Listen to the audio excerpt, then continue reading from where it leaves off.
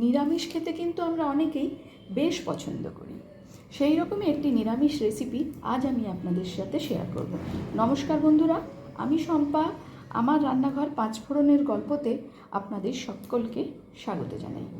আমি এখানে নিয়েছি কয়েকটা পটল, ভালো করে খোসা ছাড়িয়ে ধুয়ে নিয়েছি একটা ছোট টমেটো, 1 ইঞ্চি আদার টুকরোটাকে একদম টুকরো টুকরো করে কেটে নিয়েছি, আর নিয়েছি কয়েকটা কাঁচা লঙ্কা।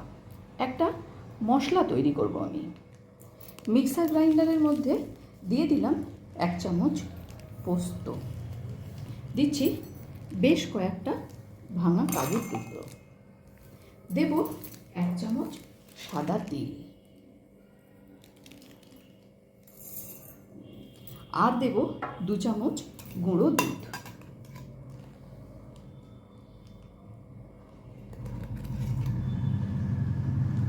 একটা স্মুথ পেস্ট আমি তৈরি করে নেব। খুব ভালো করে কড়াই গরম করে নিয়েছি। কড়াইয়ের মধ্যে দিয়ে দিচ্ছি আমি অল্প একটু সাদা তেল। রান্নাটা কিন্তু আমি সাদা তেলেই করব।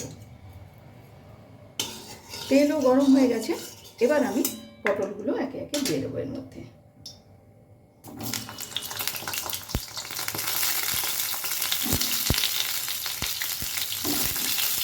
এরপর থেকে দেবো সামান্য একটু লবণ।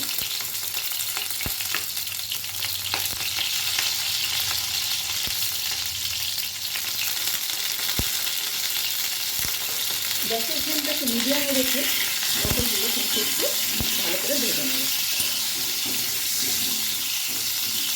পটল ভাজার সময় কিন্তু আমি কোনো রকমের কোনো হলুদ ব্যবহার করছি না। আমার রান্না যদি আপনাদের ভালো লেগে থাকে, আর যদি এই ভিডিওটি আপনারা ফেসবুক থেকে দেখে থাকেন, তাহলে অনুরোধ করব পেজটিকে ফলো করে দেওয়ার জন্য। আর যদি ইউটিউব থেকে দেখে থাকেন, তাহলে অনুরোধ করব চ্যানেলটিকে সাবস্ক্রাইব করে পাশে থাকা বেল আইকনটি প্রেস করার জন্য, যাতে আমি কোনো রেসিপি দিলে আপনাদের কাছে নোটিফিকেশন পৌঁছে যায়। ক্রমশ এইভাবে নাড়াচাড়া করে করে পটলগুলোকে একটু লাল করে ভেজে নেব।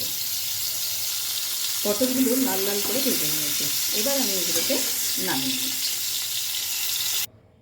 পটল ভাজা ওই তেলের মধ্যে আর সামান্য একটুখানি সাদা তেল আমি দিয়ে দিলাম। ফোড়নে দেব শুকনো লঙ্কা আর গোটা গরম মশলা, একটা ছোট এলাচ, 2টো লবঙ্গ আর একটা দালচিনি। সামান্য একটুখানি ফোড়নটাকে নেড়ে নিলাম। এবারে এর মধ্যে দিয়ে দেব টমেটো বাটা, আর দেব 1 চামচ আদা। খুব ভালো করে মশলাটা কষিয়ে নেব।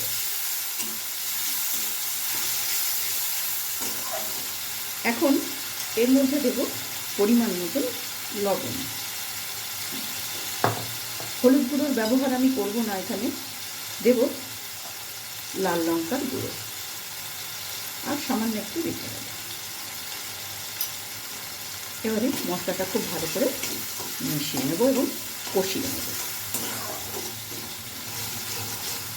যতক্ষণ না মশলা থেকে তেল বের হয়ে আসছে, ততক্ষণ পর্যন্ত এভাবেই কিন্তু কষিয়ে যেতে হবে। আর দেব 1/4 চা চামচ চিনি। মশলাটা কষাতে হবে। মশলাটা কষানো হয়ে গেছে এবং মশলা থেকে তেলও বের হয়ে এসছে। এবারে এর মধ্যে দিয়ে দেব যে সেই কাজু, গুঁড়ো দুধ আর তিলের পেস্ট করেছিলাম, সেই পেস্টটা এর মধ্যে দিয়ে দিলাম। মিক্সারে জার ধোয়া সামান্য একটু জলও কিন্তু আমি এর মধ্যে দিয়ে দেব।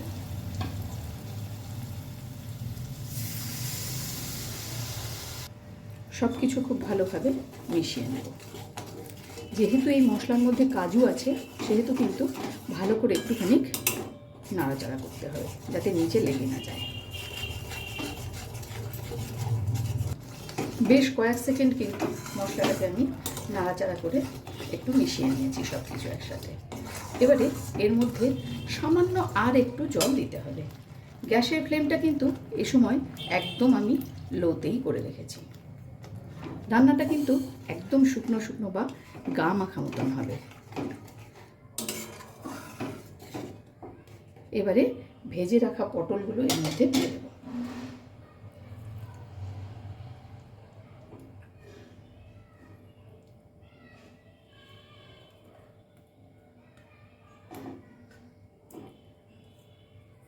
দেব যে কাঁচা লঙ্কাগুলো রেখেছিলাম, সেই কাঁচা লঙ্কাগুলো।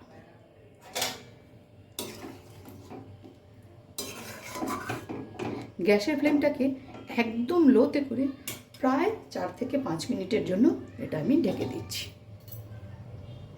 ফিরে এলাম 5 মিনিট পর।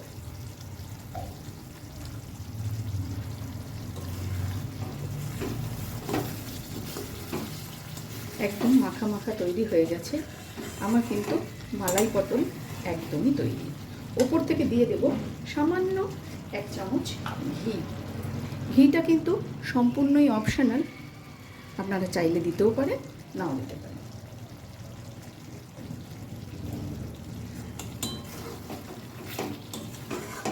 পাঁচ মিনিট স্ট্যান্ডিং টাইমে রেখে আমি নামিয়ে দেব।